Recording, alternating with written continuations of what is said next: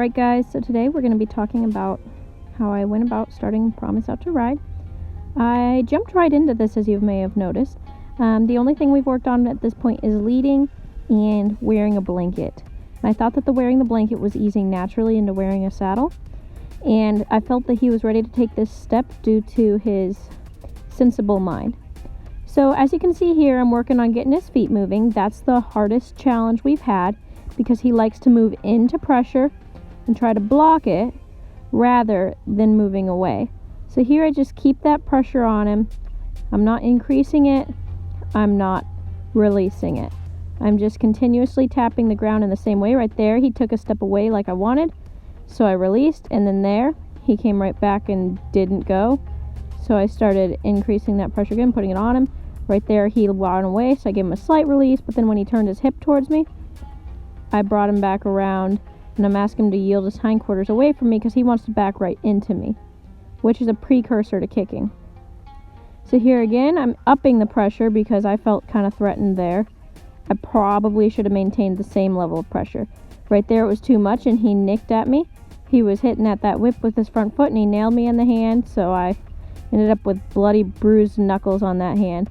But I stick with him for that moment because if I released right when he did that, I'd have taught him to do that behavior. So I keep that pressure on him, just following him around. I'm tapping the ground. Right there, he walks away. So even though he didn't do a perfect circle, that was where I gave him a release. And then I went and fixed myself up before I came back out here. Now, because of the way I did that release right there, that when I came back out, he remembered and he immediately moved off instead of coming towards me. So I rewarded that. I let him come in. I let him breathe. Here I'm letting him smell the whip, and I'm going to rub him down with it. I want him to know it's not a threat. It's just an extension of my arm. It's my way of pushing him out of my space. It's not a weapon. I'm not going to hit him with it. I'm just using it as a tool. So you can see him start to relax there. He's totally fine with hanging around when there's pressure on him. He's not a big runner. He doesn't really do that because he feels like it. He does it because I ask him. So here I'm going to ask him to move out. He thought about it. He wants to come stick around with me. You can see him hesitating, but he's going. So then I put the pressure on him when he thinks about sticking around because I want him to walk away. And I think I'm trying to push him to trot. There's that trot. So now you're starting to see his feet get unlocked a little bit. Once he learns that what I want is for him to go forward, he's learning to react with forward motion and going out on a lunge circle every time I swing that whip on him, instead of him coming at me and kind of uncertainly staring at me. And the reason he kind of would come up and look at me is because if you remember when I was first starting him out on the halter, I taught him to come look at me. I wanted to encourage that behavior. But in order to start riding him, I want to have two things. I want him to be able to stop and stand, and I need him to be able to walk forward because there's not much point to just sitting on him. Now I'm going to ask him to come in again. I'm starting to do some in and out, so where he'll go out to the edge of the pen, and then I ask him to come up to me and stand. And this is kind of challenging for them because I just got done chasing him around.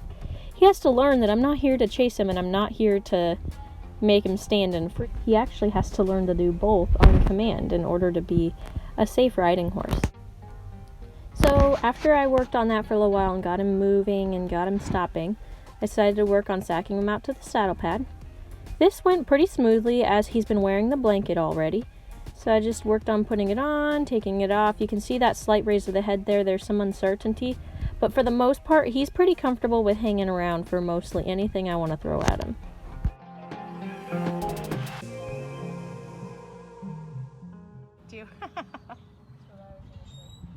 Is it bad?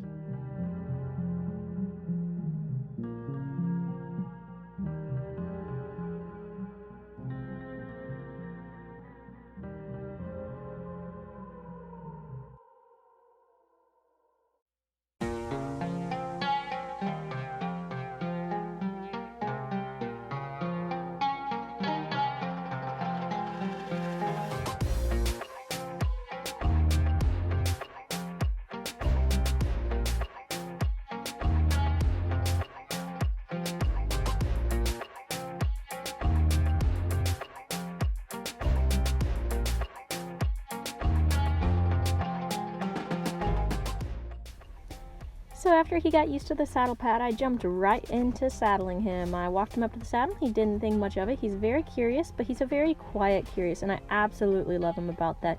So go ahead and jump up and get that saddle right up in his face, and I let him get a good look at it. At first you can see he's contemplating. He's got his ears back. He makes a face when he's thinking about things. And then he's like, okay. And then he looks away and kind of lets me in right there. So I go ahead and go around to the side, and now he's like, oh, wait a second. He kind of raises his head. He's very, very subtle in his discomfort, the signs of it. But I'm learning the hard way a lot of the time not to push him past it. Right there, you see that slight twitch of his head. Right there, his head goes up. I set it down, and then I take it away because I know he's uncomfortable.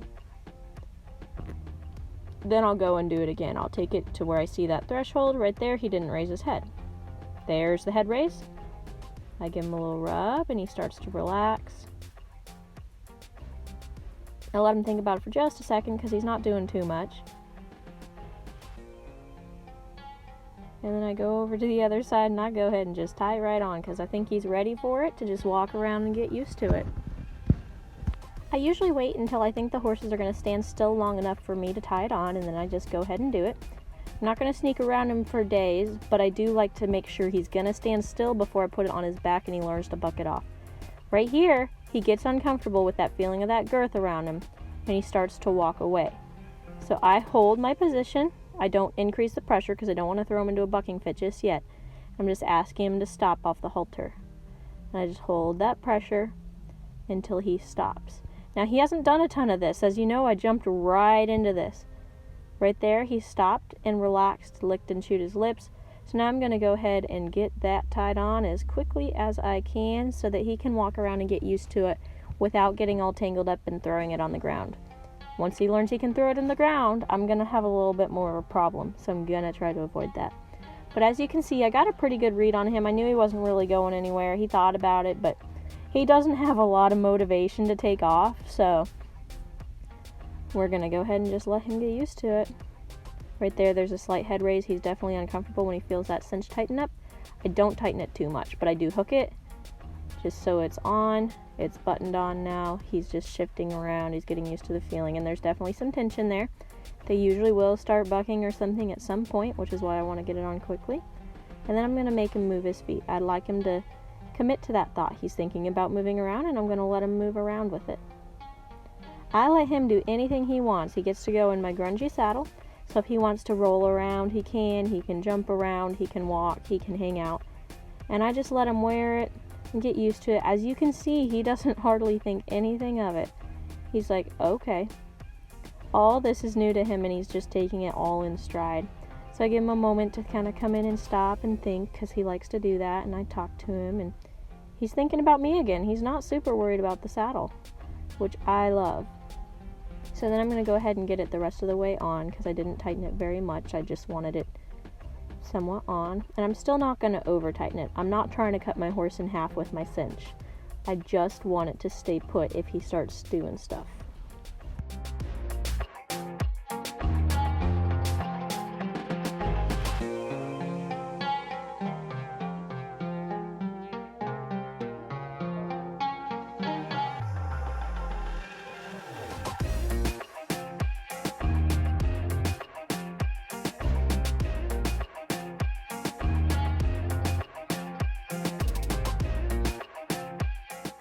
So after we did lots of circles and I let him run around in it, he didn't buck or anything. I really had to push him the whole time. And after I felt like he'd done enough of that, worked both directions, I asked him to come in. I just used my halter pressure, yielded his hindquarters around, and then I gave him a reward, a little rub on the forehead. And then I'm going to start working on hanging out around his side, because that's where he's most uncomfortable, when I'm touching his hindquarters, when I'm touching his flank. So I just start rubbing on his butt. I give him the freedom to move around since he's being not being too dramatic. I don't want him to feel trapped, and I just keep rubbing on him nice and gentle until he slows down. And once he stops, I will take my hand off and just give him a little break. You can see he's still got a pretty pleasant look on his face. He's pretty relaxed. He's just moving away from the pressure. He wants to get away from the touch, but he's not in a huge hurry about it. So when he gave me that nice standstill there, I gave him a break, and then I went to touching the saddle. A lot of them are bothered by noise on the saddle, so even though he can't feel that sensation, he can hear the noise. So I'll just sit there and kind of scratch the saddle, mess with stuff. You can see he's moving away. His mind is still in that place from earlier where he's walking away from the pressure. And so I'm just going to stick with him. I'm going to say whoa. I put a little bit of pressure on the nose band of his halter so he's encouraged to stop. Because remember, I'm teaching him to walk away when I tell him to, but I'm teaching him to stop when I tell him as well. Like right there, since he stood still, I just froze for a minute and I let him kind of hang out and think about that. If he wants the scratching noise to stop on the saddle, he needs to stop his feet. Because it's kind of the same concept with a rider. If he starts bucketing stuff, I'm going to be making a lot of noise up there trying to stay on. And I need him to stop if he wants me off, not throw me off at high speeds. So there, he's licking and chewing, nice and relaxed. I'm just doing the same things on the other side of him. Always got to work both sides.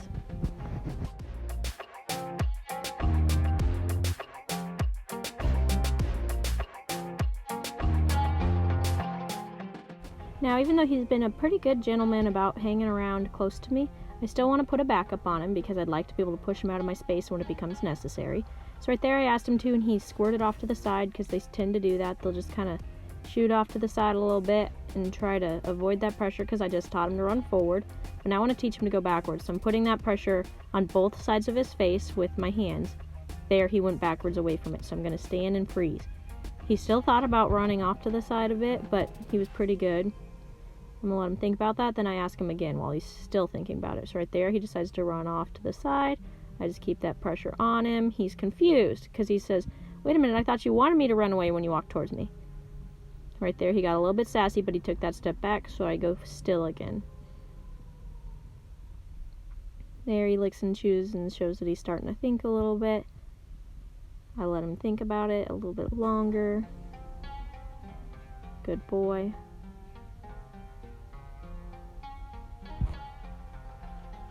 And I really just like to let the horses process things because it's not always good to be in a huge rush. So then I'm going to ask him again. There, he took a step immediately with no head toss, which is much more desirable. Much better response there.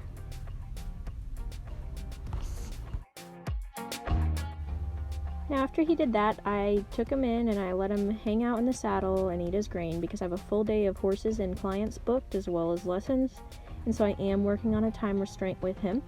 But I chose that moment to release because that backup was confusing for him and he did it. And I'm going to leave the saddle on him while he eats his breakfast, and I'm going to let him think about that for a little while. Lots of time to soak it all in. He's training himself while I'm not training him.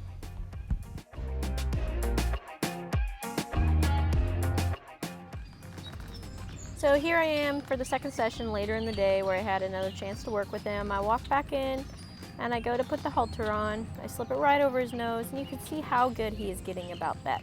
I've worked pretty hard on that, and the work has paid off. He's really nice and easy to catch, really easy to halter. So the next thing I'm going in and doing is I'm getting right up there, prepping him for those first steps of when I first get on his back. So the first thing I'm doing is I'm going and I'm putting my hands on the pommel and the cantle of the saddle, and I'm just walking alongside him. You notice he walks away, he's a little uncertain. I just stick with him, and I try to maintain that same distance so that he's not escaping. He's allowed to kind of show his uncertainty there, and when he pauses, I'll take that hand off the saddle. When he walks away, I put it back on there. I want to encourage him to stop and think about his uncertainty rather than take off and skittle around with it. So I just stick with him here, letting him walk on. There, he starts to think. He's getting calmer and quieter, but he's still moving.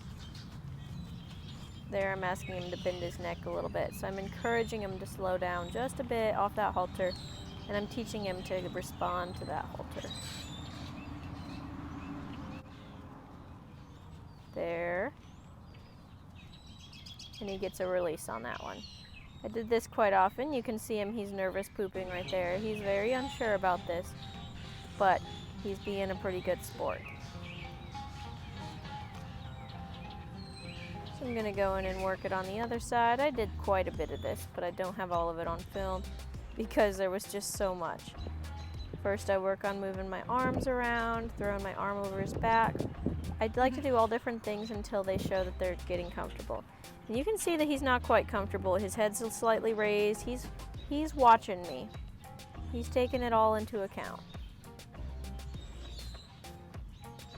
So just do a little bit. As long as he's standing still, I'm gonna let him just think about it. I'm not gonna overwhelm him by sticking with it too long. I move back and forth from side to side, and I continue just playing along his side, his blind spots there.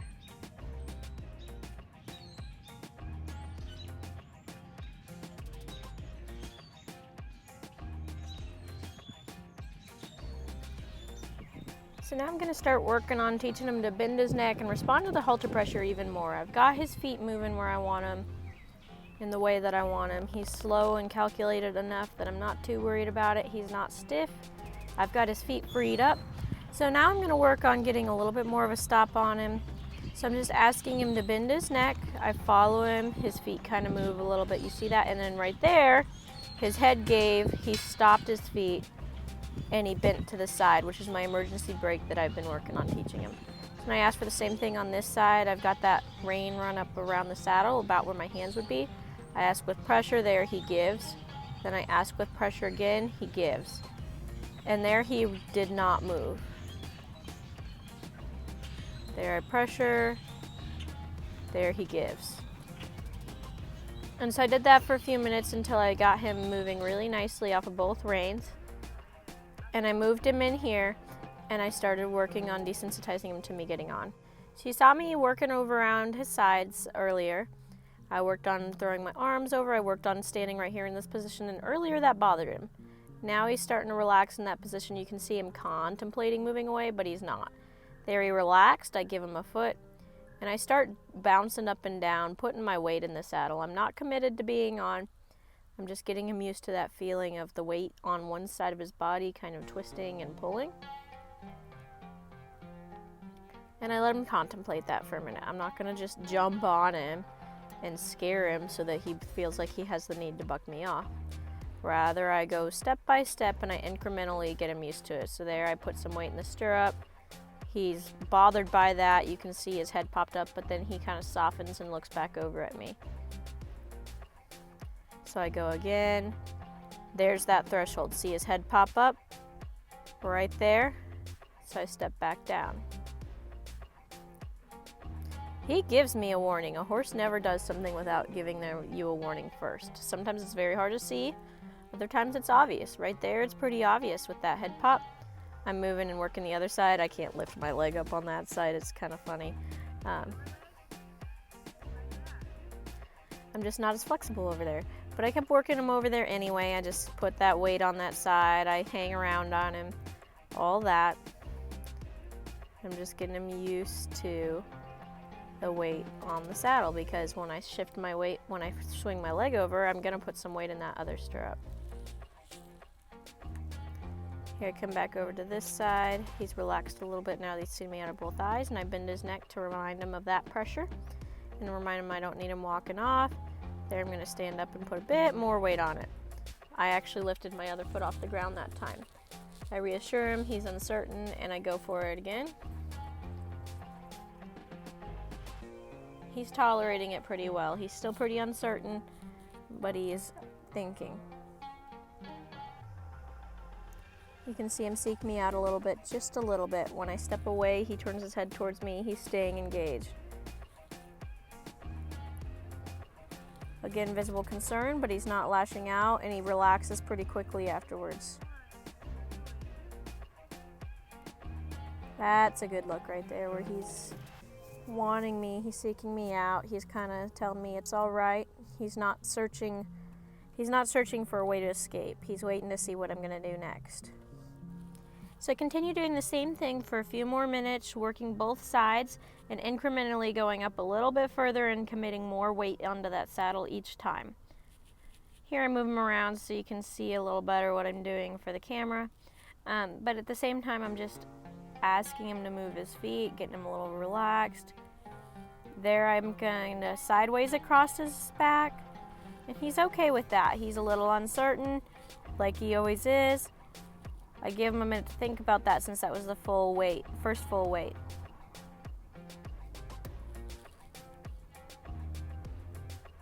I'm just sliding up and down, getting him used to it before I'm stuck up there. So I have two options. I can usually bail if a horse starts wigging out, or I have to ride it out. So if I'm off to the side like that, I can bail pretty easily, slide down onto my feet. Sometimes I'll fall a little bit harder, but I'm not gonna get seriously injured from that position. Once I swing my leg over, I'm stuck for whatever he decides to throw at me, which usually I can ride it, but I'm not trying to get myself killed here. And there's no point in getting him all freaked out and scaring him either. So I just slowly take it increment by increment, and you can see there he actually relaxed a little bit. He started looking to see me on the other side there. He's engaging and looking around and trying to figure out what's going on instead of shutting down and going into a panic. Right there, he relaxes. He's getting happier once I start throwing my weight over. I've got my hip kind of off to the other side of him so that I'm balancing on him instead of just hanging off one stirrup. And that is helping him to relax a little bit. Right there, you can see that moment where he relaxes. He puts both his ears forward. I'm going to take this time to rub up and down his body. I'm hanging. I'm rubbing on his neck. I'm rubbing on his hindquarters. I'm just giving him some time to think about me up there.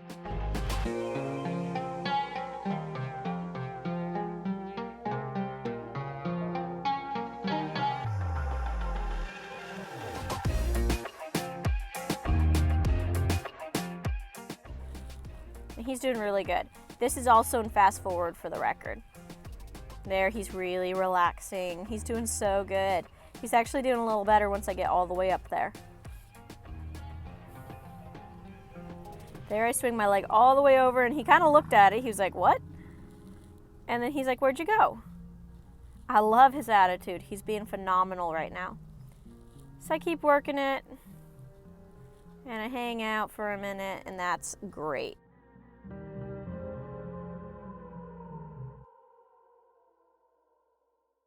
He's so relaxed. I'm petting him.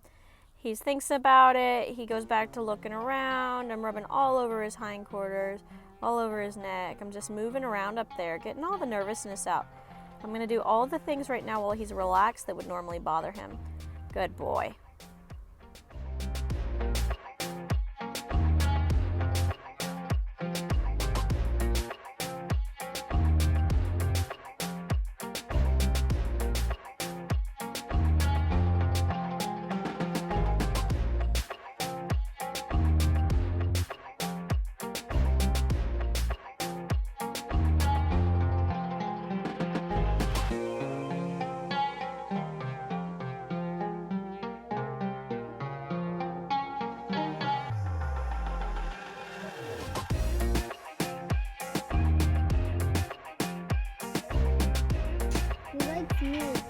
So after I get him off and I come in and do the next session, I had quite an audience out there. They all wanted to see his first cold start.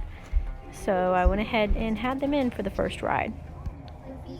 So then I started working on bending his neck, just reviewing the things we worked on earlier, flexing him from side to side, and getting him to relax under that pressure. So right there I asked him to go to the left, and he gives. He's such a nice, soft little horse.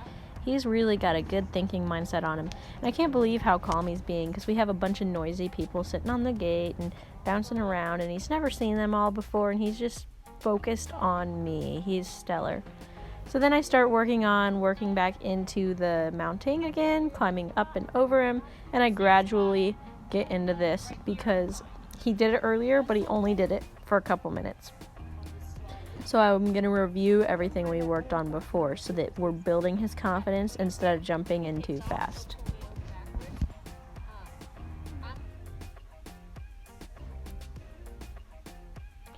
So then I'm just continuing to swing my leg over. He really relaxes once I settle my weight onto his back. I'm very happy with that. So after he's proven that he's very comfortable with me up on his back, I'm going to move on to the next steps. I like to take things one step at a time, so I'm only asking the horse to understand or comprehend one task at a time or one topic at a time. So for now, I'm working on desensitizing, which means I want him to stay calm and relaxed and not do anything when I do something. So I'm desensitizing him to the feel of me sitting on his back, the weight that he's going to feel, the movement on his sides, and then the sensation of something in his blind spot. Remember, horses can only see to the front of them, so, I'm sorry, they can't see directly above them. So he has to get used to trusting that I'm up there, and I'm petting him and letting him know and have that feeling that he knows I'm up there. But I'm just hanging out.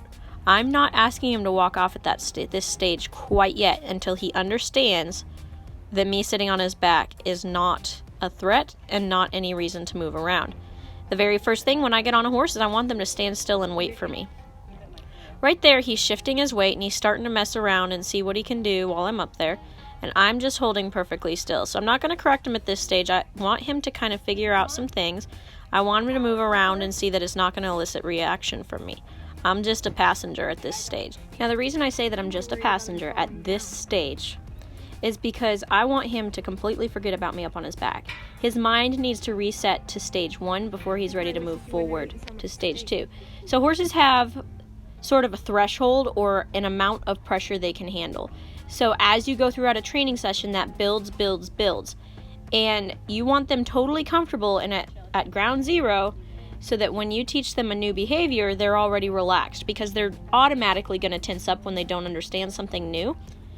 So I try to start with him at completely comfortable, which means he needs to be completely comfortable with me sitting on his back before I ask him for the next thing. This is why I use that concept of bending their neck around and teaching them to yield their hindquarters and come to a one-range stop from the ground before I ever get on their back, so that is not new when I've already got the new concept of me on their back to deal with. Now, at one point in time, he got a little bit uncomfortable and he decided to take a couple steps, and I found that the best thing to do in this situation was I did nothing. I just sat there. I didn't pick up on the reins.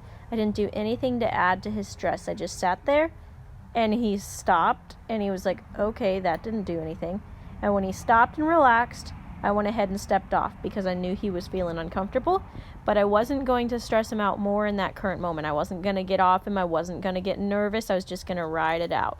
So then I continued working on this until I actually got him walking around, and I just continued to mess with him and let him get used to me sitting on his back. He's relaxed enough now that I'm going to start asking him to walk, so you might see that very slight fanning I'm doing with my lower leg, just to ask him to walk on, and I'm also clicking to him because he already knows that cue from our groundwork. So I'll give him a little click, click, and ask him with that leg movement, which makes him slightly uncomfortable, and he'll walk a step. And then I just sit there and let him process that for a minute.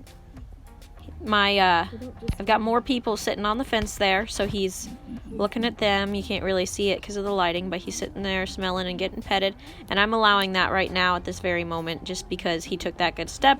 That's his little reward before I push him up and make him tense again. So there, I'm going to yield him off to the side, a little bit of halter pressure on one rein, and I click at him and ask him to walk, and he does. I don't touch the reins and ask him to steer right now. I'm just asking him to move his feet forward. So I push, wave my legs on him, click at him. When he doesn't go, I will pull him off to the side with the rein, and then I sit there and do nothing. If he wants to turn around and go right back to that spot, I'm fine with that, as long as he takes a couple forward steps. Right now, he doesn't know that my legs on his side mean to go forward. It's just making him uncomfortable enough that he's doing that. So I'm going to do this over and over again until he realizes that my legs fanning against his side means walk on. I'm teaching him and training that cue. Because sometimes what'll happen is you'll just use it to scare them and they'll go forward, and then eventually they'll start freezing up out of fear and ignore you because they don't know the cue means go forward. They were just going because they're scared. Once he took a couple good forward steps there, I hopped off and let him know that he was a good boy. I'm trying to teach him that the best way to get me off if he gets overwhelmed is to stop and stand. I'm also letting him reset, and you can see how he came right to me right there, which tells me he's ready and he's reset and he's comfortable and relaxed. I love keeping him in this frame of mind whenever I can, because this frame of mind is great for working out of safely. So then I sit there and I let him think about it when I first get on. I'm not just going to get on and push him up to a walk. I'm not going to just make him move. I'm just rubbing all over, and I'm going to let him stand and relax again. Get that really ingrained in his mind. And I'm going to ask him to walk on. So I move my legs against his side, I click at him, and I yielded him off to the side just a little bit there. And when he moves, I take my legs off. When he stands still, I move my legs some more. It's just pressure and release. So leg pressure to make him walk, clicking to kind of back up my cue. When that doesn't work, I'll yield him off to the side using that halter. When he walks, I leave my reins alone. I'm just a passenger. He's uncomfortable with the walk. He's not sure if he's supposed to be doing it. He doesn't really want to. So I just sit there nice and still and balanced on his back and let him figure out his feet. So again, I'm just going to ask him right there when he freezes up. I'll move my legs against his side, ask him to walk on. When he goes, I immediately release, pressure. I keep bouncing my legs. When he doesn't listen, I use that rein and I release. Pressure, release. Right there, I didn't have to use my rein. That was much better. He's starting to figure it out. Here he stops in the same place again. I'm going to click, click, use my legs. He's building up anxiety right here. You can see it in his face. But I just keep asking him to consistently asking him to do that same thing. Here he wants to kind of look at the gate. I ask him to walk on. I'm not getting emotional. I'm very deliberate and I'm very calculated about what I'm asking to do. I am simply asking him to move his feet forward. My 3 cues for that are the clicking, the waving of the feet, and if that doesn't work, I pull him off to the side. It's just like when I was teaching him to lead. You can move him sideways even if you can't move him forward.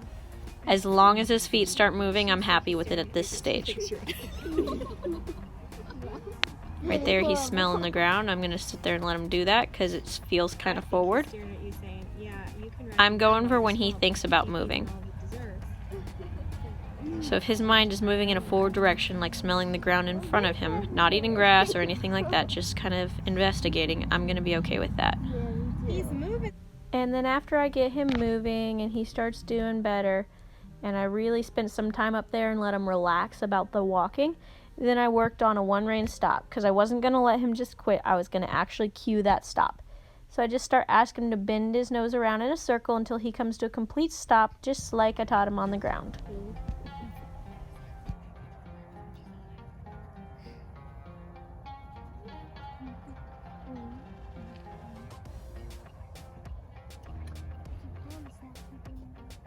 Everybody always likes the underdog.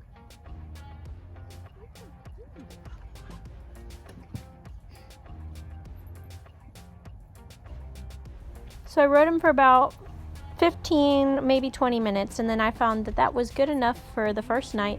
I didn't want to overwhelm him, but he got walking really solidly, and I hopped off him and let him have a good end to that session.